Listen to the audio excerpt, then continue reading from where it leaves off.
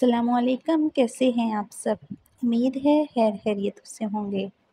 اس دعا کے ساتھ جہاں رہیں ہنستے رہیں، مسکراتے رہیں، دوسروں کے چہرے پر خوشیاں بکھیرتے رہیں۔ ڈیئر لسنرز، اگر آپ میرے چینل پر نئے ہیں تو جلدی سے جا کے میرے چینل کو لائک، شیئر اور سبسکرائب کریں۔ آئے ناول کا آغاز کرتے ہیں۔ ناول رمز جنون، تحریر ہے نور آصف کی۔ Episode number 60، part 1۔ دشمن کی بیٹی جس سے شدت سے نفرت کی جائے، جس کے وجود سے آپ کی حویلی گندی ہو جائے، جس کی رگوں میں دوڑتا خون بھی پاک نہ ہو۔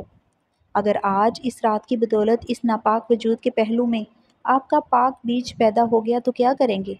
اسے بھی ناپاک بولیں گے یا پھر اسے میرے کسی عاشق کا بویا بیج کہہ کر ہم دونوں کو جان سے مار دیں گے؟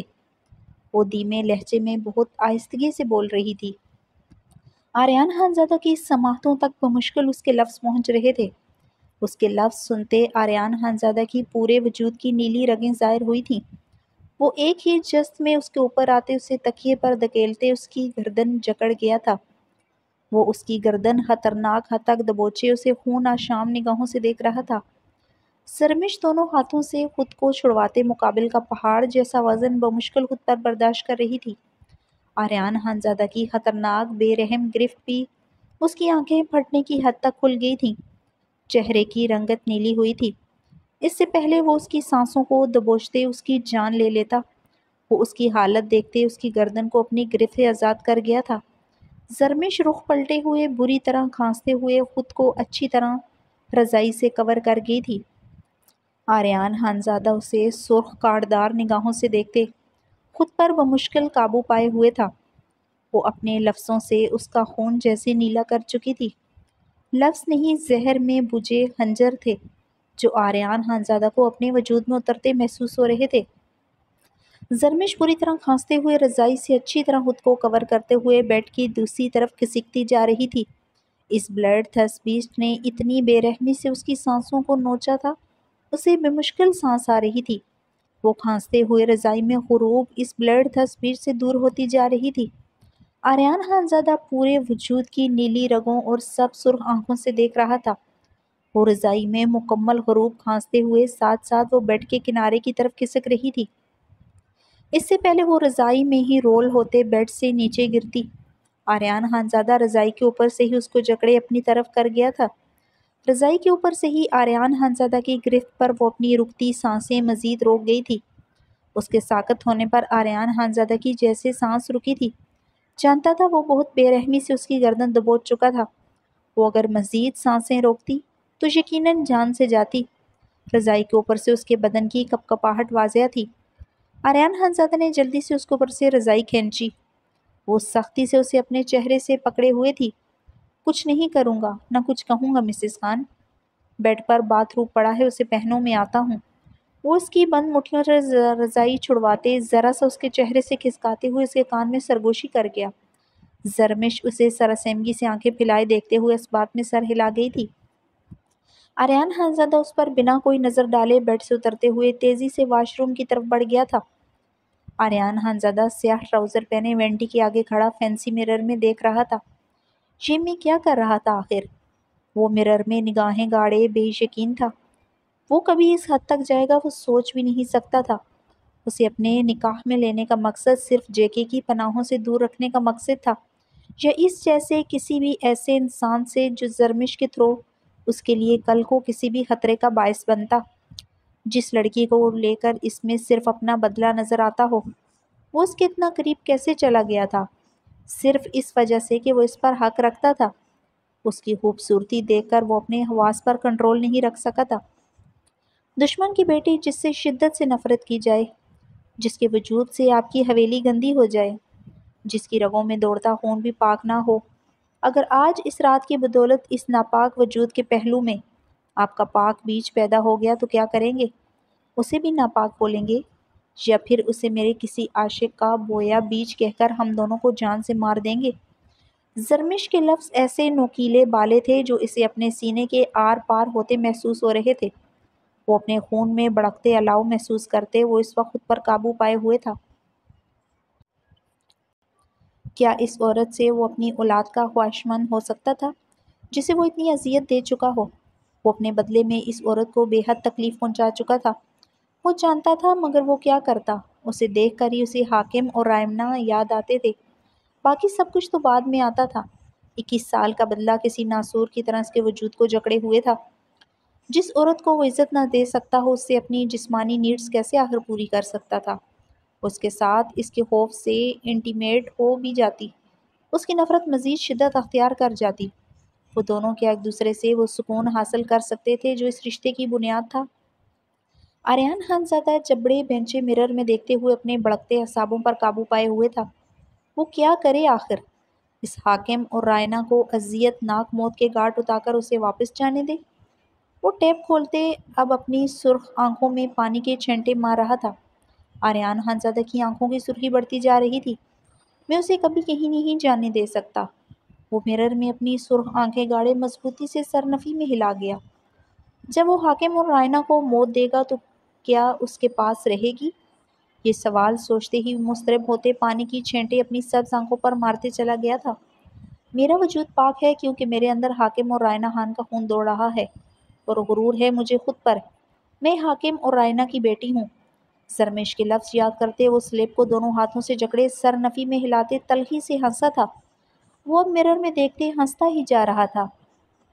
21 سال پہلے وہ کس کرب کس اذیت سے گزرا اور 21 سالوں میں وہ کس عذاب کو سہن کر پا رہا تھا، وہ کبھی نہیں سمجھ سکتی تھی۔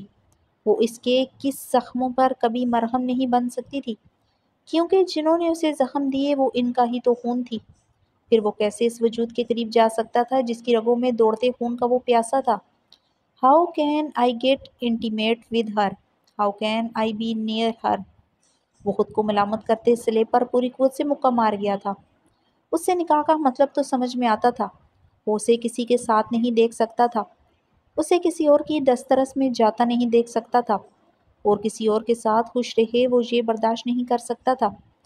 اس سے کبھی نکاح نہ کرنے کا وعدہ وہ خود سے بارہا بار لے چکا تھا، مگر اسے جے کے کی دسترس میں جاتا دیکھ کر وہ حسد و رقابت سے اس سے نکاح کر بیٹھا تھا، تاکہ وہ کسی دوسرے مرد کی پرچھائی کے قریب بھی نہ جا سکے۔ وہ اس کے قریب نہ جانے کا فیصلہ بھی وہ شد و مت سے لے چکا تھا۔ تو پھر آج وہ کیا کرنے جا رہا تھا؟ وہ اتنا نفس کا کمزور تھا، جس عورت کو اپنی دشمن کی بیٹی کہتا تھا، جسے وہ شازمہ خان کے سامنے نہیں لے جا سکتا تھا۔ اس کے جسم کی بھوک اسے قطرہ قطرہ شمع کی طرح جلا رہی تھی، اسے کسی تیز دھار آلے کی طرح اندر سے کاٹ رہی تھی۔ اسے پانے کی خواہش اس کے وجود میں جیسے ایندھن کی طرح سرایت کرتی جا رہی تھی۔ وہ اسے پانے کے لیے مر رہا تھا۔ اس تشنہ لب اسی ایک عورت کے پور پور کو چھونے کے لیے تڑپ رہے تھے۔ جس سے نفرت کا دعوے دار تھا، اسے ہی وہ دیوانگی کے عالم میں مدہوشی سے اس کے پور پور کو اپنے لبوں سے سلگا رہا تھا۔ اس کے قریب اس کی خوبصورتی جسم کی بھوک لے کر گئی تھی کیا؟ وہ اگر صرف اس کی جسمانی نیڈ ہوتی تو یوں دیوانگی کے عالم میں اس کے بدن پر اپنے لبوں کی جنونیت کیوں ڈھا رہا تھا؟ وہ اپنی سرخ آنکھیں مرر میں گاڑے اپنی ہی دیوانگی سے نگاہیں چرائے ہوئے تھا، اپنے ہی اندر کی آوازوں کو مار رہا تھا۔ وہ اس کی جنونیت بنتی جا رہی تھی۔ پہلے اسے لے کر کیسی پوزیسو تھا، اب اس کی طلب کتنی تشنہ جام کی طرح اسے اپنی طرف بلاتی تھی، کھینچتی تھی۔ وہ اسے خود میں سمانا چاہتا تھا۔ وہ صرف اسی عورت سے اپنے جوان جذبوں کی طلب مٹانا چاہتا تھا۔ وہ گہرے سانس لیتے اپنے اندر جوان جذبوں پر قابو پانے لگا۔ وہ اس کوشش میں پسینے سے تر ہوتا جا رہا تھا۔ میں ایسی لڑکی کے قریب نہیں جا سکتا جس کی رگوں میں دوڑتا خون اس حاکم اور رائنا کا ہے، جس کے دل و دماغ میں اس سے پہلے کسی اور کا بسیرا رہ چکا ہے۔ وہ پھر سے اپنے جذبوں سے نظریں چرا گیا تھا۔ میں ایسی لڑکی کے قریب نہیں جا سکتا جو مجھے سڑک پر کسی غیر مرد کے نام کی مالا دیوانگی کے عالم میں جبتی ملی تھی۔ وہ زیر لب بولتے اپنی بھیگی آنکھیں انگلیوں سے مسلتے اپنے منہ پر ہاتھ پھیرنے لگا۔ وہ لمحہ، وہ دن، وہ وقت نہیں بھول سکتا تھا۔ وہ گندے ملگجے لباس میں اپنی چادر سے بیگانہ آسمان کی طرف دیکھتے سائر سائر پکار رہی تھی۔ وہ تو اپنی حویلی کا پتہ تک بھولے ہوئے تھی۔ حاکم خان کی بیٹی یوں لاوارثوں کی طرح سڑک پر کھڑی اپنی شناخت تک بھولی ہوئی تھی۔ یہ کیسے ممکن تھا آخر؟ وہ اپنا آپ تک بھول جائے، اپنے باپ کا نام تک بھول جائے۔ اتنے دن اس کی حویلی میں گزارتے اسے کچھ یاد ہی نہ آئے، پھر اچانک اسے سب کچھ یاد آ جائے۔ یہ کیسے ممکن تھا؟ وہ خود پر ضبط کی مرر میں دیکھتے اذیت ناک سوچیں سوچتے خود کو مزید اذیت دے رہا تھا۔ وہ اتنی کمزور فطرت کا نہ تھا، نہ اس کی تربیت ایسی بنیادوں پر ہوئی تھی کہ وہ ہر عورت کو دیکھتے اس کے بارے میں غلط سوچے۔ وہ تو غیر عورت کو دیکھتے اس کے احترام میں نظریں جھکانے والوں میں سے تھا، مگر اسے سڑک پر خود سے لاپرواہ کسی مرد کا نام روتے ہوئے لیتے دیکھتے وہ مشتعل ہو گیا تھا۔ شاید اس کی ہیزل گرے آنکھوں نے اسے کچھ بھی سوچنے سمجھنے کی صلاحیت سے مفلوج کر دیا تھا۔ آج بھی یہ بلی بے وفا آنکھیں اسے رائنا خان کی یاد دلاتی تھی۔ وہ اس سے آگے کچھ سوچ ہی نہ پاتا تھا۔ 11 سال تک ان آنکھوں سے عشق کیا تھا اور 21 سال ان آنکھوں سے شدت سے نفرت کی تھی۔ یہ آنکھیں اسے کتنا جلاتی تھی، کتنی تکلیف دیتی تھی، کوئی نہیں سمجھ سکتا تھا۔ وہ اس دن بھی خود پر قابو پاتے اپنا سیمینار بھولتے سڑک پر گاڑی دوڑاتے اس کی حویلی کا پتہ پوچھتا رہا تھا۔ وہ بالکل ایک کم سن بچے کی طرح حرکتیں کرتے اسے ادھر سے ادھر دوڑاتی رہی تھی۔ اس سب سے کیا ظاہر تھا؟ اس کے پاس کوئی ٹھکانہ نہ تھا۔ اپنی حویلی وہ واپس نہیں جانا چاہتی تھی۔ آریان خانزادہ سلیب کو مضبوطی سے جکڑے اپنے اندر اٹھتے اضطراب پر قابو پانے کی ناکام صحیح کر رہا تھا۔ وہ نہ صرف معصوم دکھتی تھی بلکہ اس کا دل کہتا تھا وہ معصوم تھی۔ وہ نازک وجود نہ صرف پاک تھا بلکہ اس روحے کائنات پر سب سے زیادہ معصوم تھا۔ مگر اس معصوم پاک وجود کا صرف جرم رائنا اور حاکم خان کی بیٹی ہونا ٹھہرا تھا۔ اس خود غرض پر کردار رائنا کی بیٹی جو 18 سال کی محبتیں بھول گئی تھی، اس حاکم خان کی بیٹی جو ایک تھپڑ کا بدلہ 4 قبروں کی صورت میں لے کر بھی آج چین میں جی رہا تھا۔ آہ، تم بد کردار حاکم اور رائنا کی بیٹی ہو، میں نہیں مانتا تمہارا خون پاک ہے۔ وہ سلیب پر مکہ مارتے اپنی ہی سوچوں کی نفی کرتے بلبلاتے ہوئے شدت گریہ سے چیخ اٹھا تھا۔ دیکھو میری طرف مسز خان، دیکھو میری طرف۔ فارس خان اور شازمہ خان کا پاک خون تو میری حویلی میں قید رہی، یہ جانتے ہوئے بھی تم حاکم اور رائنا کی بیٹی ہو۔ تمہاری عزت پر آنچ نہیں آنے دی، تمہیں عزت و احترام سے تمہارے بھائی تک پہنچا دیا، ایک غلط ٹچ تک نہیں کیا، تمہیں کبھی غلیظ نظروں سے نہیں دیکھا۔ چاہتا تو تمہارا وجود عبرت کا نشانہ بنا سکتا تھا، سب کچھ کر سکتا تھا، حاکم خان اور حیدر خان کو خودکشی پر مجبور کر سکتا تھا، مگر نہیں کیا۔ وہ آہستگی سے بولتے مرر میں دیکھتے ہنسا تھا۔ وہ اچانک اپنا سر جھکائے ہنستا چلا گیا۔ مجھے تم سے عشق ہو گیا تھا، یہ سچ نہیں ہے، میں تم سے عشق نہیں کرتا، تم تو میری محبت کے قابل بھی نہیں۔ وہ مرر میں دیکھتے ایک بار پھر سے درد و کرب سے بولتا چیخ اٹھا تھا۔ کچھ بھی سچ نہیں ہے، مجھے تمہارے گالوں سے بھی اوبسیشن نہیں ہے، یہ بھی سچ نہیں ہے۔ وہ چیختے ہوئے خود کو یقین دلا رہا تھا۔ تمہارے گال پر جب پہلی بار تھپڑ مارا مجھے کوئی فرق نہیں پڑا تھا، مجھے بالکل فرق نہیں پڑا تھا۔ وہ جبڑے بھینچتے اس کا وہ روپ یاد کر رہا تھا جب پہلی بار تھپڑ کھانے پر وہ سہمتے ہوئے ساکت ہوئی تھی۔ اس لمحے میں مجھے تم سے نفرت ہوئی تھی، سمجھی تم؟ وہ مرر میں دیکھتے لفظ چبا گیا۔ وہ کیسے اقرار کرتا؟ اس دن سہم کر دیکھنے سے اسے 21 سال بعد پھر سے آنکھوں سے عشق ہوا تھا۔ اسی لمحے کے لیے ہی صحیح اسے عشق ہوا تھا، اسے ان بے وفا آنکھوں سے عشق ہوا تھا جہاں اس کا خوف سمایا ہوا تھا۔ مجھے کوئی فرق نہیں پڑا تھا، میں نے بے رحمی سے ایک عورت پر ہاتھ اٹھایا۔ مجھے فرق نہیں پڑتا میں نے تمہارے گلاب گال کا حشر بگاڑا۔ مجھے فرق نہیں پڑتا، بالکل فرق نہیں پڑتا۔ تم مجھے جب خوفزدہ نگاہوں سے دیکھتی ہو مجھے فرق نہیں پڑتا، تم جب بری طرح کامتی ہو مجھے فرق نہیں پڑتا، جب تم بھوکی پیاسی گھنٹوں گزار دیتی ہو مجھے فرق نہیں پڑتا۔ مجھے فرق نہیں پڑتا تمہاری خوبصورتی سے، مجھے فرق نہیں پڑتا تمہاری بے پناہ خوبصورتی سے، تمہاری معصومیت سے، تمہارا قصوروار ہوتے ہوئے بھی سزائیں بھگتنا مجھے فرق نہیں پڑتا۔ وہ مضبوطی سے بولتے ٹاول سٹینڈ سے ٹاول اتارتے اپنا چہرہ خشک کرنے لگا۔ 21 سال بابا، دادا، اشال، آپی، یہاں تک اپنی مورے کے بغیر تک گزار دیے تو یہ آریان خانزادہ ایک عورت کے بغیر بھی گزار سکتا ہے۔ مجھے تمہاری ضرورت نہیں، میرے اندر کوئی فیلنگز نہیں۔ وہ ایک ایک لفظ پر زور دیتے اب مسکرا رہا تھا۔ آریان خانزادہ کے اندر دل ہی نہیں ہے۔ وہ مسکراتے ہوئے ٹاول سلیب پر اچھالتے واش روم سے باہر آیا۔ زرمش بیڈ پر نہیں تھی۔ آریان خانزادہ نے چاروں طرف کمرے میں نگاہیں دوڑائی، وہ کہیں نہیں تھی۔ بیڈ پر باتھ روم گاؤن بھی نہیں تھا، یعنی وہ باتھ روم گاؤن پہن کر کمرے سے بھاگ گئی ہے۔ آریان خانزادہ کو دل و دماغ بند ہوتے کسی آتش فشاں کی طرح پڑتے محسوس ہوا۔ جسم کا تمام خون آنکھوں میں اتر آیا تھا۔ اس بار وہ اس کے ایکٹ کو معصومیت اور خوف کا نام نہیں دے سکتا تھا۔ نہ وہ اس کے لیے صرف حاکم خان اور رائنا کی بیٹی نہیں، اس کی بیوی اس کی عزت تھی۔ وہ باتھ روم میں یہ کمرہ چھوڑ کر نکل گئی تھی۔ وہ بے یقین تھا مگر وہ یہ کر سکتی تھی کیونکہ اس کے رگوں میں دوڑتا خون حاکم اور رائنا کا جو تھا۔ خدا کی قسم کھاتا ہوں آج نہیں چھوڑوں گا۔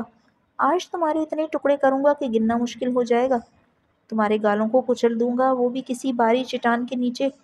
یہ وعدہ ہے آریان فارس خان کا۔ آریان خان زدہ مٹھیاں ڈبوچے تیزی سے دروازے کی طرف بڑھتے کمرے سے نکل گیا تھا۔ وہ اس وقت صرف سیاہ ٹراؤزر میں ملبوس تھا۔ وہ شرٹ لیس بھاگتے ہوئے لفٹ کی جانب بڑھتے لفٹ میں داخل ہوا۔ آہ! وہ چیختے ہوئے گراؤنڈ فلور کا بٹن پریس کرتے لفٹ وال پر اپنے کھولتے خون کے ساتھ مکے کی ضربیں لگانے لگا۔ وہ پاگلوں کی طرح دانت پر دانت جمائے بنا رکے پوری قوت سے لفٹ وال پر مکے کی ضربیں لگا رہا تھا۔ زخمی ہاتھ مزید زخمی ہو گیا تھا۔ وہ یکدم لفٹ وال کے ساتھ ٹیک لگائے بیٹھتا ہی چلا گیا تھا۔ کیوں کرتی ہو ایسا مسز خان میرے ساتھ ایسے؟ وہ اپنے بال مٹھیوں میں جکڑے شدت سے چیختے ہوئے رو پڑا تھا۔ باتھ روم گون میں چلی گئی تم؟ وہ اپنے بال نوچتے ہوئے دیوار سے ٹیک لگائے بے یقین سا تھا۔ وہ اس کے ڈر سے کچھ بھی کر سکتی تھی مگر باتھ روم گون میں آخر کیسے باہر جا سکتی تھی؟ مگر آج اسے لگا تھا جیسے وہ اس کی ہی قبر بنا کر چلی گئی ہو۔ وہ اسے بے پردہ نہیں برداشت کر سکتا تھا، کسی قیمت پر نہیں۔ تم ایسے کر سکتی ہو مسز خان؟ تم میرا ناپاک وجود نہیں ہو، تم صرف اب سے حاکم خان اور رائنا خان کی بیٹی ہو۔ وہ نفرت امیز لہجے میں ہراتے ہوئے کھڑا ہوا۔ اس سے پہلے وہ کھلے لفٹ کے دروازے سے باہر نکلتا اس کے باری قدم ٹھہرے تھے۔ وہ پیچھے کو ہوتے لفٹ سے ٹیک لگائے کانپتے ہاتھوں سے کئی بٹن ایک ساتھ پریس کر گیا تھا۔ لفٹ پھر سے اس کی جانب بڑھ رہی تھی۔ وہ جب کمرے سے باہر نکلا کمرے کا دروازہ اندر سے لاک تھا۔ وہ اپنے منہ پر ہاتھ پھیرتے ہوئے دروازے کے ساتھ ٹیک لگائے ہوئے تھا۔ وہ ایک خطرناک ایجنٹ تھا، دشمنوں سے اپنی طاقت کے ساتھ ساتھ دماغ سے بھی کھیلتا تھا۔ صرف اس عورت کی وجہ سے ہمیشہ اس کا دماغ بند ہو جاتا تھا، چاہے جے کا معاملہ ہو یا ازلان سکندر کا۔ وہ خود پر اختیار کھو دیتا تھا۔ اس روئے زمین پر وہی عورت تھی جو اس کے دماغ کے فیوز اڑا دیتی تھی، اس کا میٹر شارٹ کر دیتی تھی۔ اس عورت کی وجہ سے ہی وہ روتا تھا، ہنستا تھا، سوتا تھا۔ وہ لفٹ کے ساتھ ٹیک لگائے آنکھیں موندے ہوئے تھا۔ وہ کبھی باتھ روم میں باہر نہیں جا سکتی تھی کیونکہ وہ اس کا ناپاک وجود تھی، صرف اس کا وجود۔ وہ مدھم سا مسکرایا تھا۔ وہ مطلوبہ فلور آتے بھاگتے ہوئے لفٹ سے نکلتے اپنے کمرے کی جانب بڑھا تھا۔ کمرے کا دروازہ کھولتے ہوئے اندر داخل ہوتے دروازے کو وہ اندر سے لاک کر گیا تھا۔ آریان خانزادہ کے باری قدموں کا رخ کمرے میں پڑے صوفے کی طرف تھا۔ آریان خانزادہ گہرا سانس لیتے اسے سرخ آنکھوں سے دیکھتے رک گیا تھا۔ وہ صوفے کی بیک کے ساتھ ٹیک لگائے زمین پر بیٹھی اسے بھیگی خوفزدہ نگاہوں سے دیکھ رہی تھی۔ وہ باتھ روم میں ملبوس زمین پر دو زانوں بیٹھی تھی۔ اس کے بدن میں ہلکی ہلکی کپکپاہٹ تھی۔ آریان خانزادہ جبڑے بینچے اسے سرخ آنکھوں سے دیکھتے ہی جا رہا تھا۔ یہاں کیا کر رہی ہو؟ آریان خانزادہ نے سنجیدگی سے استفسار کیا۔ تم سے چھپ رہی ہوں۔ تم تھپڑ مارو گے؟ زرمش نے اس کی طرف دیکھتے بھیگے لہجے میں کہا۔ آج واپس لانے پر کتنے تھپڑ مارے؟ آریان خانزادہ نے آئی برو اچکائے تھے۔ 3 تھپڑ مار چکے ہو جب سے زندگی میں آئے ہو۔ تمہارے تھپڑوں کے علاوہ بھی کئی مردوں کے تھپڑ کھائے ہیں۔ ایک تھپڑ مار ہی تھی جو کبھی نہیں پڑی تمہاری زندگی میں آنے کے بعد، وہ بھی مجھے اس بے رحم زندگی سے مل گئی۔ وہ اس کی طرف دیکھتے درد و کرب سے ہچکی لے گئی تھی۔ جس نے تمہیں مارا ہو جانتی ہو اس کا کیا حال کیا؟ وہ منہ پر ہاتھ پھیرتے سنجیدگی سے استفسار کر گیا تھا۔ لالا نے بھی مارا تھا۔ زرمش نے معصومیت سے اس کی طرف دیکھتے کرب سے ڈوبی سسکی بھری تھی۔ اس ایک تھپڑ کا غم سب پر باری تھا۔ تمہارے لالا کو بھی سزا دے دی تھی۔ وہ اس کی کرب میں ڈوبی سسکی پر لب بینچ گیا تھا۔ لالا کو سزا دی؟ زرمش کپکپاتے لبوں سے بولتی بے یقین ہوئی تھی۔ ہاں، تمہارے لالا کی ہتھیلی پر بے دردی سے چاقو مارا تھا۔ وہ پنجوں کے پل بیٹھتے اس کی ہیزل گرے آنکھوں میں اپنی سبز آنکھیں گاڑ گیا۔ میرے لالا کو مارا؟ زرمش روتے ہوئے اس سے دور کھسکی تھی۔ جو تمہیں چھوئے گا، تمہیں تکلیف دے گا، اس کا بد سے بدتر حالت کروں گا۔ وہ اس کی سائیڈ کمر میں ہاتھ ڈالتے اسے اپنے قریب کر گیا تھا۔ زرمش اس کے چوڑے سینے سے آن ٹکرائی تھی۔ وہ میرے لالا ہیں، مجھے اپنی جان سے زیادہ عزیز۔ زرمش اس کے چوڑے سینے پر ہاتھ جماتے اسے دیکھتے ہی رو دی تھی۔ حاکم خان بھی جان سے زیادہ عزیز ہے کیا؟ آریان خانزادہ نے ضبط سے بولتے بمشکل سے سوال کیا۔ نہیں، بالکل نہیں، وہ مجھے بالکل عزیز نہیں۔ اپنے عارض بے دردی سے ہتھیلیوں سے مسل گئی تھی، جیسے وہ یہ بول کر حاکم خان کی ساری دی گئی محرومیوں کا بدلہ لے رہی ہو۔ بالکل عزیز نہیں مجھے وہ، ہچکیوں سے روتے حاکم خان کو جیسے خیالوں میں بہت رہی تھی۔ بچپن سے ہی حاکم خان کی ایلیوژن سے باتیں کرتی تھی۔ حاکم خان کے اس لبوں کے یہ سب سنتے ہنسنے لگا تھا۔ وہ پھر سے ہنستا چلا گیا تھا۔ زرمش اسے بیگی نگاہوں سے دیکھتے حیران ہو رہی تھی۔ وہ اسے چھوڑتے زمین سوڑتا پاگلوں کی طرح ہنستا ہی جا رہا تھا۔ وہ جانتا تھا اس جیسے خود غرض انسان سے کوئی محبت نہیں کر سکتا۔ تم حاکم خان سے محبت کرو، یہ ہو بھی نہیں سکتا۔ وہ انسان محبت کرنے کے قابل بھی نہیں ہے۔ وہ اس کی طرف دیکھتے اب نم سا ہنستے ہوئے بول رہا تھا، اس جیسے ظالم خود غرض انسان سے کوئی بھی محبت نہیں کر سکتا۔ وہ بیڈ پر گرتے چہرے پر ہاتھ پھیرتے کہکا لگا گیا تھا، حاکم خان تم تو اپنی بیٹی کو بھی عزیز نہیں ہو۔ اب لوں گا تم سے بدلہ، اب تمہاری جان نکالوں گا بے دردی سے، کیونکہ تمہاری بیٹی کو تم عزیز نہیں ہو۔ وہ چھت کی طرف دیکھتے کہکے لگا رہا تھا۔ حاکم خان کو مارنے سے اب اسے صرف یہ عورت روکے ہوئے تھی، وہ خود کے لیے مزید نفرت ان آنکھوں میں نہیں دیکھ سکتا تھا۔ حاکم خان میری جان ہے، میری جان ہے۔ وہ آریان خانزادہ کے لفظ سنتے صوفے کی پشت کے ساتھ ٹیک لگائے چیخ اٹھی تھی۔ اس کی بات پر آریان خانزادہ کے کہکے رکے تھے، آنکھوں میں خون اترا تھا۔ کمرے میں یکدم گمبھیر خاموشی چھائی تھی۔ زرمش کمرے میں پھیلی خاموشی پر آنکھیں میچے صوفے کی بیک سے ٹیک لگا گئی تھی۔ بلیڈ تھسپیسٹ کی خاموشی پر وہ سوکھے پتے کی مانند کانپنے لگی تھی، مگر وہ حاکم خان سے شدید محبت کرتی تھی۔ وہ کسی صورت آریان خانزادہ کو اپنے باپ حاکم خان کو چھونے بھی نہیں دے سکتی تھی۔ آریان خانزادہ گہرے سانس لیتے کمرے کی چھت پر اپنی سرخ نگاہیں جمائے ہوئے تھا۔ اس نازک وجود کے لبوں سے حاکم خان کے لیے اتنی گہری محبت کے اظہار پر آریان خانزادہ کو اپنے زخموں سے خون رستا محسوس ہوا تھا۔ زرمش لبوں پر ہاتھ جمائے سانسیں روکے اب پتھرائی سی بیٹھی تھی۔ آریان خانزادہ کی خاموشی اس کے باری ہوتے اعصاب باری کر چکی تھی۔ ہڈیوں میں خوف کے مارے برف سی اتری تھی، مگر یہ تو طے تھا وہ حاکم خان کو اس کے ہوتے ہاتھ نہیں لگا سکے گا۔ وہ مر جاتی یا مار دیتی اس بلڈ تھس بیسٹ کو، مگر اپنے باپ کو وہ اسے سختی سے چھونے بھی نہیں دے سکتی تھی۔ آریان خانزادہ اس کی خاموشی پر بیڈ سے اٹھتے اس کی طرف باری قدموں سے بڑھا۔ وہ اس کی طرف خوفزدہ نگاہوں سے دیکھتے پیچھے کو کھسکی تھی۔ آریان خانزادہ اسے سرخ شکوہ کے نم نگاہوں سے دیکھتے جھکتے ہوئے اسے اپنی گود میں اٹھا گیا تھا۔ زرمش اس کے چوڑے سینے پر ہاتھ رکھے اسے آنکھیں پھیلائے خوفزدہ نگاہوں سے دیکھتے اس کے سینے میں ہی سمائے رونا شروع ہو چکی تھی۔ وہ اسے لیے واش روم میں داخل ہو چکا تھا۔ فریش ہو جاؤ۔ آریان خانزادہ نے اسے گود سے نیچے اتارا۔ وہ جانتا تھا وہ اس سے اتنا خوف کھاتی تھی، اس کی اجازت کے بغیر واش روم تک نہ جاتی تھی۔ آریان کے نیچے اتارنے پر وہ بری طرح لڑکھڑائی تھی۔ وہ اسے کمر سے تھامتے اپنے قریب کر گیا تھا۔ تم سے اتنا ڈر لگ رہا ہے، کھڑا نہیں ہوا جا رہا۔ زرمش نے ہچکی لیتے ہوئے اس کے سینے پر دونوں ہاتھ رکھتے اس کی آنکھوں میں جھانکا۔ کچھ نہیں کہوں گا، تمہیں نہ تھپڑ ماروں گا نہ کچھ اور کہوں گا۔ تم فریش ہو کر شاور لیتے باہر آؤ، ہم حویلی چل رہے ہیں۔ وہ نرمی سے بولتے اس کے گال پر ہاتھ رکھ گیا تھا۔ زرمش نے آنکھیں پھیلائے اس کے ہاتھ کی طرف دیکھا جو اس کے گال پر رکھے ہوئے تھا۔ چھپا کر رکھو گے وہاں پر؟ زرمش نے بھیگے لہجے میں سوال داغا تھا۔ جہاں بھی رکھوں گا اب کبھی تمہیں اکیلا نہیں چھوڑوں گا، یاد رکھنا۔ تمہیں الماری میں چھپا کر نہیں جاؤں گا، وہ اسے دیکھتے مضبوطی سے بولا تھا۔ اس قبر اس ڈارک روم میں بھی نہیں چھپاؤ گے؟ وہ یکدم اس کے قریب ہوتے اس کے دونوں پاؤں پر اپنے نازک پاؤں رکھ گئی تھی۔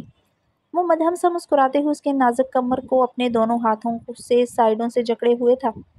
اس قبر کو ہم دونوں مٹی ڈالتے بند کر دیں گے۔ اس ڈارک روم کی چابی تم اپنے ہاتھوں سے فلش آؤٹ کر دینا۔ وہ اس کے نازک گال کو انگوٹھے سے سہلا گیا تھا۔ وہ بے یقینی سے اسے بھیگی نگاہوں سے دیکھ رہی تھی۔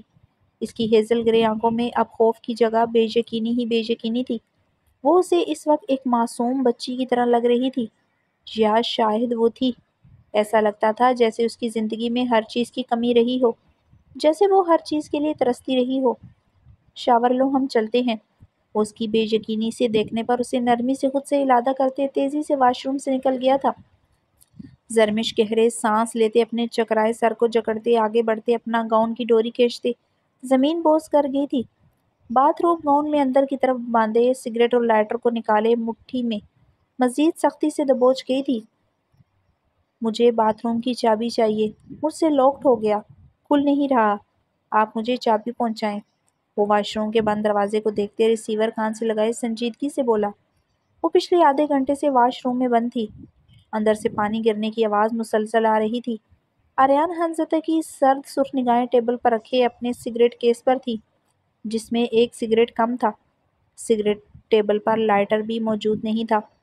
وہ آدھے گھنٹے سے اندر کیا کر رہی تھی وہ سمجھ گیا تھا۔ وہ دروازہ نوک کر کے اسے دروازہ کھلوا کر اندر جا سکتا تھا، مگر وہ سگریٹ لائٹر فلیش آؤٹ بھی کر سکتی تھی۔ وہ معصوم لگتی تھی مگر معصوم نہیں تھی۔ آریان حنزدہ نے قہر بار نگاہ واش روم کے بند دروازے پر ڈالتے دانت پر دانت جمائے تھے۔ وہ اگر اسموکنگ کر رہی ہوتی تو وہ کیسے برداشت کرے گا؟ آریان حنزدہ کو سمجھ نہیں آ رہا تھا۔ دروازہ نوک ہونے پر آریان حنزدہ کمرے کے دروازے کی طرف بڑھتے، دروازہ کھولتے، روم سروس ورکر سے چابی پکڑتے، وہ دروازہ لاک کرتے، واش روم کی طرف باری قدموں سے بڑھتے، لاک کھولتے، ایک ہی جس میں اندر داخل ہوا تھا۔ باتھ ٹب کے گرم ببلز بنے پانی میں لیٹی زرمش کا سگریٹ کے کش لیتے ہوئے ہاتھ رکا تھا۔ وہ سگریٹ انگلیوں میں فریز ہو چکی تھی۔ وہ سگریٹ انگلیوں میں دبائے اسے ساکت سی خوفزدہ نگاہوں سے دیکھ رہی تھی۔ آریان حنزدہ اسے دہتی ملامتی خون اتری نگاہوں سے دیکھ رہا تھا۔ لو کش، وہ ہراتے ہوئے اس کی طرف بڑھا۔ نہیں آریان۔ وہ سگریٹ پانی میں پھینکتے کھڑی ہوئی تھی۔ اپنی حالت دیکھتے وہ سرخ ہوتے پھر سے باتھ ٹب میں بیٹھ چکی تھی۔ وہ اس کی طرف بڑھتے باتھ ٹب کے کنارے پر بیٹھ گیا تھا۔ زرمش پیچھے کو ہوتے باتھ ٹب سے ٹیک لگا گئی تھی۔ وہ اس کے قریب کنارے پر بیٹھے اسے سرد سرخ نگاہوں سے دیکھ رہا تھا۔ مجھے کش لے کر دکھاؤ مسز خان، تاکہ پتہ چلے ہم دونوں میں سب سے بڑا سوٹے باز کون ہے۔ وہ غصے سے بولتے اس پر جھکا تھا۔ وہ آریان میں زرمش کی آواز حلق میں دب چکی تھی۔ آریان حنزدہ نے اپنے ٹراؤزر کی پاکٹ سے سگریٹ نکالے، ٹب کے کنارے سے لاؤٹر جلائے، سگریٹ سلگا گیا تھا۔ زرمش سانس روکے اسے دیکھ رہی تھی۔ وہ سگریٹ زرمش کے لبوں میں دبا گیا تھا۔ کش لو، آریان حنزدہ ہو رہا تھا۔ زرمش نے کانپتے ہاتھوں سے ایک کش لیا۔ آریان حنزدہ سے برفیلی نگاہوں سے گورتے جبڑے بینچے ہوئے تھا۔ زرمش سگریٹ لبوں میں دبائے اسے بیگی نگاہوں سے دیکھتے ساکت سی تھی۔ وہ سگریٹ اس کے لبوں سے نکالتے اس کا ہاتھ پکڑے اس کی ہتھیلی پر جلتا سگریٹ رکھ گیا۔ زرمش کی چیخ نکلی تھی۔ وہ سگریٹ زمین پر پھینکتے ایک ہی جس میں اس کی طرف بڑھتے، باتھ ٹب کے گرم پانی میں داخل ہوتے اس پر حاوی ہوا تھا۔ آریان، زرمش اسے دیکھتے تھر تھر کانپتے رو دی تھی۔ اپنی ہتھیلی کو وہ پانی میں رکھے ہوئے تھی جہاں اس نے ذرا سا جلتا سگریٹ لگایا تھا۔ ہمت کیسے ہوئی یہ غلیظ حرام چیز منہ کو لگانے کی؟ وہ پاگل ہوتے اس کے بال مٹھیوں میں جکڑ گیا تھا۔ تم بھی تو لگاتے ہو، زرمش نے سسکتے ہوئے کہا۔ جو میں کروں گا وہ کرو گی تم۔ وہ اس کا جبڑا کھولتے اس کی زبان دو انگلیوں میں دباتے باتھ ٹب کے کنارے پر رکھا لائٹر اٹھائے جلاتے اس کے زبان کے قریب کر گیا تھا۔ زرمش سراسیمگی سے لائٹر کی طرف دیکھتے سر نفی میں ہلایا تھا۔ بتاؤ کب سے یہ کر رہی ہو؟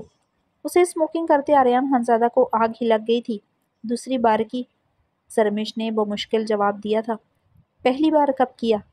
وہ اس کی زبان کے قریب لائٹر لے گیا تھا۔ ہاسٹل میں کیا تھا، ایک دوست کرتی تھی، اس کا سگریٹ چھپا کر کی تھی، صرف ایک رات کی تھی، جس رات حور کی مدد نہیں کی تھی۔ وہ لائٹر پر نگاہیں جمائے اٹک اٹک کر بتا رہی تھی۔ ثابت ہو چکا ہے اصل میں تم کیسی تھی، ثابت کر چکی ہو تم بد کردار اور رائنا خان کی بیٹی ہو۔ اس سے پتہ چلتا ہے تمہارا کردار۔ آریان حنزدہ اسے نفرت امیز نگاہوں سے گورتے وہ لائٹر غصے سے زمین پر مار گیا تھا۔ وہ ہضم نہیں کر پا رہا تھا، اس نے سگریٹ کو چھوا بھی۔ زرمش ہراساں ہوتے اسے دیکھتے ہچکیاں لے رہی تھی۔ گرم پانی میں رکھی ہتھیلی میں جلن بھی شدت سے ہو رہی تھی۔ بند کرو یہ ہچکیاں، ورنہ باتھ ٹب کے گرم پانی میں تمہارے وجود میں اترتے تم سے اپنا حق لے لوں گا۔ آریان حنزدہ غصے سے ہراتے اس کے لبوں پر جھکتے وہاں اپنے دانت گاڑ گیا۔ جن لبوں پر وہ سگریٹ دبائے ہوئے تھی وہ اس کے لبوں کو دانتوں میں دبائے کھینچتے ہوئے اس کی سسکیاں بڑھا چکا تھا۔ آریان حنزدہ اس کے لبوں کو آزاد کرتے اسے ملامتی بری نگاہوں سے گورتے باتھ ٹب سے نکلتے ہوئے واش روم کے دروازے کی طرف بڑھا۔ بھوک لگی تھی، مجھے لگا شاید اس سے غم کے علاوہ بھوک بھی مٹتی ہو۔ وہ ساتھ ہی ریک سے باتھ گاؤن لیتے اسے کانپتے ہاتھوں سے پہن چکی تھی۔ وہ اسے گلابی آنکھوں سے دیکھتے ہوئے کامتے ہاتھوں سے آسمانی کلر کے گاؤن کی ڈوریاں آگے سے باندھ رہی تھی۔ آریان خانزادہ اسے کشمگی نگاہوں سے دیکھ رہا تھا۔ وہ باتھ ٹب میں ہی کھڑی گاؤن کی ڈوریاں باندھتے بری طرح چکرا رہی تھی۔ وہ باتھ روب گاؤن کی ڈوریاں باندھتے ہوئے باتھ ٹب سے نکلتے اس کی طرف بڑھتے اس کے مقابل آئی۔ دن رات آپ کو اس سے بھوک اور غم دونوں مٹاتے دیکھا ہے۔ مجھے نہیں پتا تھا اس غلیظ چیز کو بد کردار لوگ ہی ہاتھ لگاتے ہیں۔ وہ اس کی بات پر بلبلاتے ہوئے روتے ہوئے چیخی تھی۔ کردار پر بات آتے ہی وہ تڑپ اٹھی تھی۔ ذرا سا سگریٹ پینے سے اس کا کردار کیسے بد ہو سکتا تھا؟ وہ روتے ہوئے اسے شکوہ کے نگاہوں سے دیکھ رہی تھی۔ وہ میرا ناپاک وجود کہتا وہ برداشت کر جاتی تھی۔ وہ اسے سزائیں دیتا تھا یہ بھی برداشت کے قابل تھا۔ وہ اسے سائر خان کا نام لے کر اس کے کریکٹر کو برا بلا کہتا تھا یہ بھی قبول تھا، کیونکہ سائر خان اس کا شوہر رہا تھا۔ وہ اس کے علاوہ بھی کچھ بھی کہے وہ اپنے ضمیر سے مطمئن تھی، مگر وہ بد کردار نہیں تھی۔ ہاسپٹل لانے سے پہلے مجھے وہ بچا ہوا سینڈوچ اور آدھا برگر کھانے کو دیا تھا۔ کل سے میں بھوکی ہوں آریان۔ مجھ سے نفرت کریں جی بھر کر کریں، مجھے تھپڑ مارنے ہیں جی بھر کر ماریں۔ میں آپ کو بتاتی چلوں مجھے بھی آپ سے شدید نفرت ہوتی جا رہی ہے۔ یہ بھوک مجھے آپ سے بہت شدت سے نفرت کرنے پر مجبور کرتی ہے۔ نکاح سے پہلے آپ کی حویلی میں اس بھوک نے چور بنا دیا تھا، آج سموکر بنا دیا ہے۔ وہ اس کی آنکھوں میں دیکھتے ہچکیاں لیتے بول رہی تھی۔ جو بھی کہو آئندہ اسے ہاتھ لگایا یہ جان لے لوں گا تمہاری۔ وہ برفیلے لہجے میں بولتے اسے دھمکی دیتے اسے کمر سے تھام گیا تھا۔ وہ بری طرح چکراتی پھر رہی تھی۔ سرمش روتے ہوئے اس کے سینے میں سما گئی تھی۔ اب تو وہ کھڑا بھی نہیں رہ سکتی تھی۔ آریان خانزادہ جنجلاتے ہوئے اس کی کمر پر گرفت مضبوط کرتے اسے گود میں اٹھائے واش روم سے باہر آیا۔ وہ اسے بیڈ پر لٹاتے اس پر رضائی اڑا گیا تھا۔ زرمش اس کی بے حسی پر رخ پلٹے آنکھیں موند گئی تھی۔ آریان خانزادہ نے وائرلیس اٹھائے کان سے لگایا۔ اچھا سا کھانا کمرے میں ڈیلیور کریں۔ آریان خانزادہ کی آواز پر اس کی سسکاریوں میں اضافہ ہوا تھا۔ آریان خانزادہ نے اس کی طرف دیکھتے اب اپنے موبائل سے نمبر ڈائل کیا۔ مجھے ایک لیڈیز ڈریس چاہیے، میڈیم سائز ہو۔ جو لوکیشن بھیجی ہے، ہاں اسی ہوٹل میں روم نمبر 20۔ سنجیدگی سے کہتے فون بند کر چکا تھا۔ وہ اسے بغور دیکھتے صوفے کی طرف بڑھتے سگریٹ کیس اٹھائے، اس میں سے سگریٹ نکالے لبوں میں دبا گیا تھا۔ دن رات آپ کو اس سے بھوک اور غم دونوں مٹاتے دیکھا ہے۔ مجھے نہیں پتا اس غلیظ چیز کو بد کردار لوگ ہی ہاتھ لگاتے ہیں۔ زرمش کے لفظ سماعتوں میں سنائی دیتے وہ جنجلاتے ہوئے سگریٹ لبوں سے نکالتے زمین پر پھینکتے ہوئے صوفے کی سطح پر سر رکھ گیا تھا۔ التمش خانزادہ سیاہ شلوار قمیض میں ملبوس سیاہی شال کندھوں پر ڈالے زمر خان کے ساتھ سکندر خان کی حویلی داخل ہوا تھا۔ وہ سیاہ چادر میں لپٹی زنان خانے کی طرف بڑھ گئی تھی۔ التمش خانزادہ سنجیدگی سے مردانے کی طرف بڑھ گیا تھا۔ سکندر خان کی بہن عائشہ کی آج مہندی تھی جو زمر خان کی سہیلی تھی۔ سکندر خان التمش خانزادہ کا جگری یار تھا، وہ بھی اس مہندی پر بطور خاص انوائٹڈ تھا۔ التمش خانزادہ مردان خانے میں اضطرابی انداز میں بیٹھا پہلو پہ پہلو بدل رہا تھا۔ سکندر خان کی حویلی کا ماحول کافی ایڈوانس تھا۔ زنان خانے اور مردان خانے کے بیچ کوئی پردہ نہ تھا۔ مردانے کی بیٹھک میں بیٹھے زنان خانے والے حصے میں نظر پڑ رہی تھی۔ زنان خانے والے حصے کا لکڑی کا جالی دار دروازہ کھلا تھا۔ یکدم التمش خانزادہ کی آنکھوں میں چنگاریاں پھوٹی تھی۔ زمر خان گرین اینڈ یلو امتزاج کا گھیرے دار فراک چوڑی دار پجامے کے ساتھ پہنے ہوئے تھی۔ بالوں کو وہ ڈھیلے سی جوڑے کی شکل میں لپیٹے ہوئے تھی۔ کامدار دوپٹے کو وہ پٹی کی طرح گلے میں ڈالے ہوئے تھی۔ پچھلا گلا اس کا اچھا خاصا گہرا تھا۔ وہ بنا کسی ہچکچاہٹ کے زنان خانے میں ایک طرف کھڑی اپنے فون سے سیلفیاں لے رہی تھی۔ وہ جس طرف کھڑی تھی وہاں سے مردان خانے سے سیدھی نظر پڑ رہی تھی۔ وہ بے پرواہی سے مختلف پوز بناتی سیلفیاں لے رہی تھی۔ التمش خانزادہ پہلو پہ پہلو بدلتے ضبط سے اسے دیکھتے مٹھیاں دبوچے ہوئے تھا، جسے اپنے پردے کی کوئی فکر نہیں تھی۔ وہ اپنی بے پناہ خوبصورتی سے مردانے میں بیٹھی ساری عورتوں میں نمایاں ہو رہی تھی۔ وہاں جو بھی عورتیں تھیں مگر زمر خان کی طرح کوئی بھی لاپرواہ نہیں تھی۔ وہ ساری اپنے سر پر اچھی طرح دوپٹہ اوڑھے ہوئے تھیں۔ التمش خانزادہ کی سرخ نگاہیں اب اپنی دوستوں پر تھیں جو اس کے سامنے ہی بیٹھے تھے۔ وہ لوگ کہیں زنان خانے کی طرف تو نہیں دیکھ رہے؟ وہ انگیٹھی میں جلتے کوئلوں کی مانند دہک رہا تھا، اس پر کسی کی نگاہ نہ پڑ جائے۔ وہ اپنے بھڑکتے اعصابوں پر مشکل قابو پائے ہوئے تھا۔ میں ذرا آتا ہوں۔ سکندر خان التمش خانزادہ کے کان میں سرگوشی کرتے ہوئے زنان خانے کی طرف تیزی سے بڑھ گیا تھا۔ التمش خانزادہ کی جیسے سانسیں دہک کر نارار ہوئی تھیں۔ زمرحان اب لکڑی کے جالی دار دروازے کے ساتھ لگے اپنی تصویریں کھینچ رہی تھی۔ التمش خانزادہ کا مردانے میں اب بیٹھنا دو بار ہو گیا تھا۔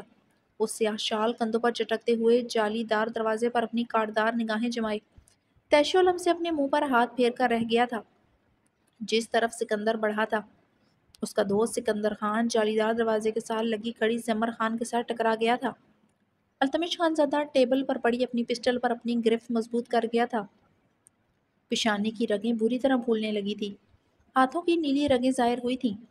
معافی چاہتا ہوں، سکندر خان زمر خان کو گہری نگاہوں سے دیکھتے بولا تھا۔ کوئی بات نہیں، زمر خان ناگواری سے پیچھے ہٹتے ہوئے بولی تھی۔ یکدم اس کی نگاہیں التمش خانزادہ پر پڑی تھیں۔ اس کی پیشانی کی پھولتی رگیں اور اس کی آنکھوں میں خون اترا دیکھتے زمر خان کی رنگت بھی جواباً غصے سے سرخ ہوئی، چہرے پر مزید ناگواری چھائی تھی۔ التمش خانزادہ کی یہ حق ملکیت والی نظریں زمر خان کا خون جلا چکی تھیں۔ وہ اسے ایسے دیکھ رہا تھا جیسے وہ اس کی بیوی ہوتی ہو۔ زمر التمش خان کو غصے سے دیکھتے مسکراتے ہوئے سکندر کی طرف متوجہ ہو چکی تھی، جو اپنی مونچھوں پر ہاتھ پھیرتے ابھی بھی گہری نگاہوں سے دیکھ رہا تھا۔ آج رات تمہاری یہ مونچھیں نہیں رہیں گی۔ زمر خان اس کے قریب ہوتے گہرا مسکرائی تھی۔ التمش خانزادہ زمر خان کو خون اتری نگاہوں سے دیکھتے اسی لمحے صوفے سے اٹھتے ہوئے تیزی سے زنان خانے کی طرف بڑھا تھا۔ کیا مطلب؟ سکندر نے حیرت و استعجاب سے پوچھا تھا۔ زمر التمش خانزادہ کو دیکھتے گہرا مسکرائی تھی، جو ادھر آتے اسے خون آشام نگاہوں سے گورتے سکندر کی گردن میں پڑی شال بے دردی سے جکڑے اسے لیے مردان خانے کی طرف بڑھ گیا تھا۔ وہ سرخ چہرے کے ساتھ التمش خانزادہ کی گرفت میں کھینچتا چلا گیا تھا۔ وہ اسے مردانے میں ایک طرف لاتے دیوار سے لگا اس کی پیشانی پر پسٹل رکھ گیا تھا۔ یہ کیا کر رہا ہے تم؟ سکندر اپنی شال التمش خانزادہ سے چھڑواتے ہوئے غیظ و غضب سے گور کر رہ گیا، جس کے قریب کھڑے ہونے کی کوشش کر رہے تھے۔ وہ زاویار خانزادہ کی بہن ہے۔ التمش خانزادہ پسٹل کا چیمبر کھینچتے پسٹل کی نوک کا دباؤ اس کی پیشانی پر بڑھا گیا تھا۔ زاویار خانزادہ کے نام پر سکندر لب پینچے اپنے غصے پر کنٹرول پا گیا تھا۔ وہ نہیں جانتا تھا وہ زمر زاویار خانزادہ کی بہن ہے۔ وہ تو اس کی خوبصورتی کی طرف متوجہ ہوا تھا۔ وہ زاویار خانزادہ کی بہن ہے، مگر تم تو میرے دوست ہو۔ میں نے ایسا کیا کیا ہے؟ مجھے تم بتاؤ، جو تم مجھ پر پسٹل تان کر کھڑے ہوگے وہ بھی میری حویلی میں۔ سکندر نے التمش خانزادہ کے ایکسٹریم ریئیکشن غصے سے پوچھا تھا۔ وہ اس کی پیشانی پر پسٹل تانے پیشانی کی پھولتی رگوں کے ساتھ اسے ایسے گور رہا تھا جیسے وہ بھی اس پر گولی چلا دے گا۔ وہ اس وقت اتنا ہی پاگل لگ رہا تھا کیونکہ زاویار خانزادہ کی بہن التمش خانزادہ کی بھی بہن ہے۔ زمر خان کی آواز پر التمش خانزادہ کی رنگت میں مزید سرخیاں گھلی تھی۔ وہ مردانے میں اب کھڑی ہوئی تھی۔ التمش خانزادہ نے مڑتے ہوئے زمر خان کو سرد برفیلی نگاہوں سے دیکھا۔ زمر بی بی زنان خانے میں جائیں پلیز۔ اس کا دہکتا دمکتا روپ دیکھ کر اپنے بڑکتے خون پر قابو پاتے بمشکل ہی بولا تھا۔ نہ صرف پچھلا اگلا گلا ڈیپ نہ صحیح مگر فٹنگ میں بہت تھا۔ وہ بڑکتی آگ کا گولا بنی عابد و زاہد کا ایمان جیسے ڈگمگانے کو تیار کھڑی تھی۔ پھر وہ تو عام انسان تھا جو اسے شدت سے عشق کرتا تھا۔ اپنی نگاہیں در کر، مونچھیں اتار دوں گا تمہاری۔ وہ سکندر خان کی کونکھیوں سے زمر خان کی طرف دیکھتے بلبلا اٹھا تھا۔ مونچھیں اتارنے والی بات پر زمر کھلکھلا پڑی تھی۔ زمر خان میرا ضبط مت آزمائے ورنہ گولی آپ پر چل جائے گی۔ وہ دھمکی آمیز لہجے میں گڑ گڑایا تھا۔ وہ اسے ایسے بنا سمرا یہاں برداشت نہیں کر سکتا تھا۔ چلی جاؤں گی، اس سے بولو تم مجھے اپنی بہن سمجھتے ہو، اس لیے مجھ پر کسی کی نگاہ برداشت نہیں کر سکتے۔ زمر خان التمش کو مسکراتے دیکھتے ٹھنڈے ٹھار لہجے میں بولی تھی۔ زمر بی بی، میری محبت میرا عشق ہے۔ اگر تم نے آئندہ اس پر ایک نگاہ بھی ڈالی، خدا کی قسم کھاتا ہوں تمہارے اتنے چھیتڑے کروں گا کہ تمہاری بوٹی بوٹی درد سے چیخ پڑ اٹھے گی۔ وہ گردن کی پھولتی رگوں کے ساتھ بولتے اس کی پیشانی پر اپنی پسٹل کی نوک کا دباؤ بڑھا گیا تھا۔ التمش کی بات اور اس کے غرانے پر سکندر کی کنپٹی سے پسینہ بہا تھا۔ وہ اپنی نگاہوں کا زاویہ زمر خان سے مکمل طور پر پھیر گیا تھا۔ یہ دیکھتے التمش خانزادہ اس کی پیشانی سے پسٹل ہٹا گیا تھا۔ وہ اسی لمحے مردان خانہ تیزی سے عبور کر گیا تھا۔ زمر خان یہ دیکھتے التمش خانزادہ کو تھیکی چٹانوں سے گور رہی تھی۔ وہ اسے استزائیہ نگاہوں سے دیکھتے اس کے قریب ہوا۔ کہا تھا آپ سے کہ زاویار خانزادہ میرے دم سے ہے، میں زاویار خانزادہ کے دم سے نہیں۔ میرے اسٹیٹس میری غریبی پر مت جائیں زمر بی بی۔ یہاں اس علاقے میں زاویار خانزادہ سے زیادہ میری دھاک ہے۔ اگر سب کو پتہ چل گیا آپ میری محبت ہیں، یہاں کے سب مردوں کی آپ بہن بن جائیں گی۔ میرے سامنے لال جوڑے میں رخصت ہونے کے جو آپ خواب دیکھ رہی ہیں وہ پھر کبھی پورا نہیں ہو سکے گا۔ وہ اس کے قریب ہوتے اس کے بے انتہا خوبصورت چہرے پر اپنی جلتی نگاہیں گاڑ گیا تھا۔ یہ بات اگر زاویار خانزادہ کو پتہ چل گئی تو جانتے ہو کیا ہوگا؟ زاویار خانزادہ تمہیں زندہ زمین میں گاڑ دے گا۔ وہ جواباً استہزائیہ لہجے میں بولتی ہوئی زنان خانے کی طرف بڑھ گئی تھی۔ زمر بی بی، کسی کی اتنی اوقات نہیں مجھے ہاتھ بھی لگا سکے۔ اگر مجھے موت آ گئی تو سمجھ لیجیے گا ایک عاشق نے اپنے عشق میں خود کو ہی خود موت کے گھاٹ اتارا ہے۔ وہ اس کا پچھلا ڈیپ گلا گہرا دیکھتے سلگتے ہوئے بولا تھا، جب مر جاؤ گے تب سرخ جوڑا پہن لوں گی، یاد رکھنا سرخ جوڑا تو پہنوں گی مگر کسی اور کے نام کا۔ وہ رکتے ہوئے اسے دیکھتے مسکراتے ہوئے اس کی رنگت متغیر کر گئی تھی۔ التمش خانزادہ، زمر خان تمہارے لیے نہیں بنی، تم میرے معیار پر نہیں اترتے۔ اگر تمہیں مجھ سے محبت ہوئی یہ تمہارا قصور ہے۔ تم زاویار خانزادہ کے لیے اپنے خون کا آخری قطرہ بھی بہا دو، وہ تمہیں اپنی بہن کا ایک ناہن بھی نہیں دے گا۔ تم جانتے ہو یہ اچھی طرح، اس لیے آئندہ مجھ پر حق مت جتانا۔ میں کسی سے بھی بات کروں کچھ بھی کروں، تم مجھ پر کسی طور پر حق نہیں جتا سکتے۔ التمش کو غصے سے دیکھتے ہو رہی تھی، اس لیے اب یہاں سے جاؤ، جب مہندی ختم ہو جائے تو آ جانا، بلکہ صبح آنا۔ لالا سے میری بات ہو چکی ہے، میں آج رات عائشہ کے پاس ہی ٹھہروں گی۔ التمش خانزادہ کی سرخ رنگت دیکھتے زنان خانے کی طرف بڑھی، آپ یہاں رات نہیں رکیں گی؟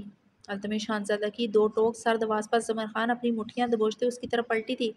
رکوں گی، بلکہ اب میں ولیمہ کر کے ہی یہاں سے جاؤں گی، دیکھتی ہوں تم مجھے یہاں سے کیسے لے جاتے ہو۔ زمر خان غصے سے تن فن کرتے زنان خانے کی طرف بڑھ گئی تھی۔